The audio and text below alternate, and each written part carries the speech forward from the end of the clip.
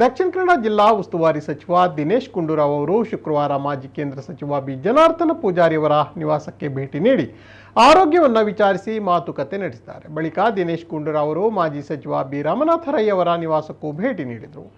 ಜನಾರ್ದನ ಪೂಜಾರಿ ಅವರನ್ನ ಗುಂಡೂರಾವ್ ಭೇಟಿ ಮಾಡಿದಾಗ ದಿವಂಗತ ಇಂದಿರಾ ಗಾಂಧಿ ಅವರು ಪ್ರಧಾನಿಯಾಗಿದ್ದಾಗ ತಾನು ಮಾಜಿ ಸಿಎಂ ಆರ್ ಗುಂಡೂರಾವ್ ಜೊತೆಯಾಗಿ ಕೆಲಸ ಮಾಡಿದ್ದೆವು ಎಂದು ಸ್ಮರಿಸಿಕೊಂಡರು.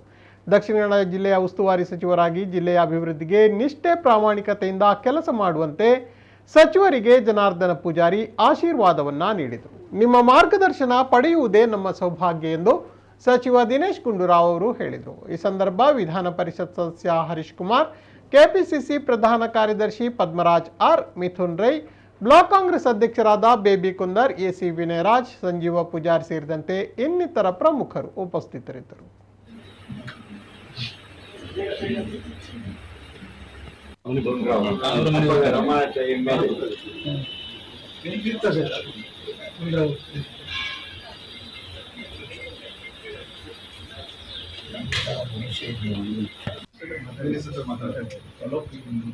ಸುಧಾಕರ್